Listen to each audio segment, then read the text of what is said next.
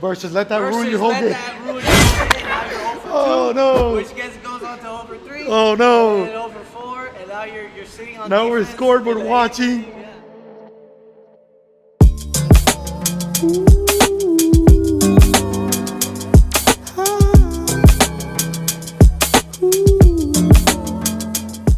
What's up, everybody? It's your coach. Got two of my boys here. Number one, Maximus Decimus Meridius Alvarez, and the legend Eddie Alvarez, silver medalist, a Cuban to win a silver medal in the Winter Games. It's just crazy enough as it is, Eddie. But more importantly than that, AAA now with the Marlins, off his most successful season. I'm obsessed with failure. I continue to say it, people fight me. I'm the biggest failure in the history of Miami baseball by far. But my boy here just had his best season. And I just asked him, how did you cope with your failures? Go for it, Eddie, this year. No, I think the biggest thing is understanding that, you know, you're not the failure. And that's something that I battled my entire life as an athlete is when I didn't win or I didn't hit the ball hard, I always thought that I was the failure. And that's something that I really improved this year, was understanding that it has to happen from the outside world and the things that happen around us that cause us to fail. And it's not because me personally, I've done my homework, I've prepared to the best I could of my ability, and I've showed up every day to play the best of my ability. And on one day it might be great, on another it might not, but that's the thing, that it's certain situations that happen around us that cause us to fail. It might be the pitcher on the mound that day that has the best day of his freaking life, and you strike out 3 times, but the day before you went 3 for 4, 4 for 4. It doesn't matter. You know, that's like the biggest thing for me is the way I walk into a clubhouse off a good day or off a bad day is always the same. Had a parent reach out to me from New York, Coach, my son does perfect 99 times, plays 12U. Obviously, you know that when we played at 12U, if you're good, you're really good. Yes. Because the competition isn't really there. So the kid's not used to failing. So when the kid fails, cries, he's down. So the dad, it hurts the dad because he's like, dude, you're doing awesome. You do one bad thing and you focus on the bad thing. What advice do you have for that dad to give his son who fails one time and doesn't know how to handle it? What advice do you have? I guess just guiding him in a way where when it does happen, when things cause you to fail, how can we be optimist about it?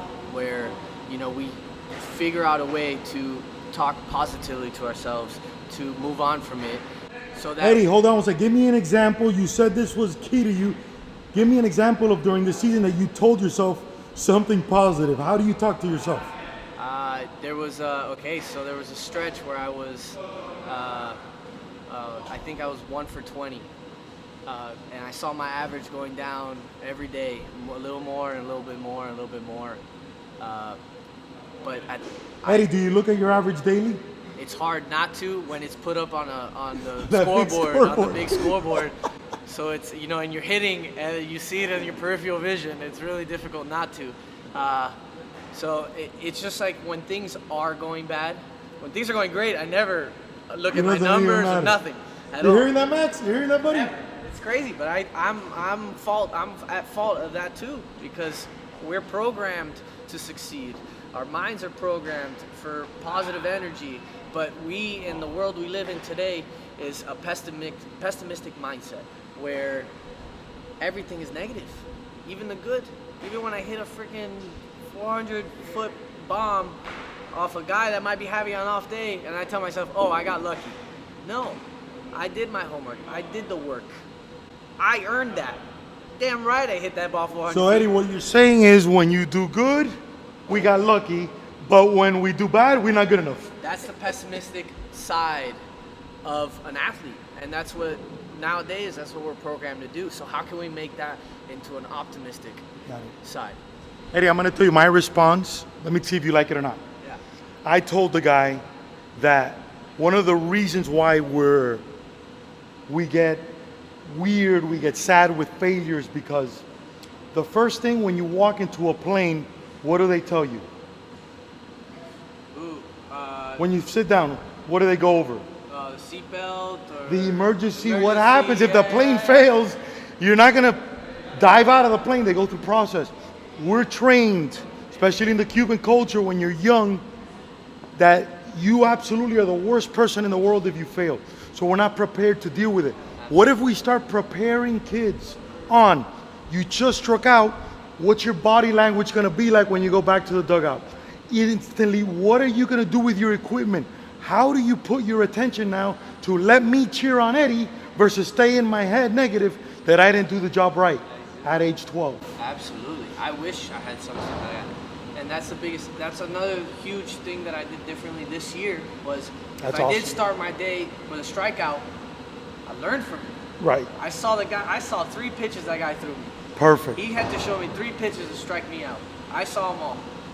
And now you can prepare for your next at bat and to move on. Versus let that ruin your whole let day. that ruin your whole day. Now you're 0 for 2. Oh, no. Which goes on to 0 for 3. Oh, no. And then 0 for 4. And now you're sitting on Now we're defense scoreboard in the watching. eighth. Yeah, no, Am I no. playing the next game? Yeah. Should I go back to skating, Eddie? Eddie's like, should I go back into the thing? We got to understand that every at bat, every day is a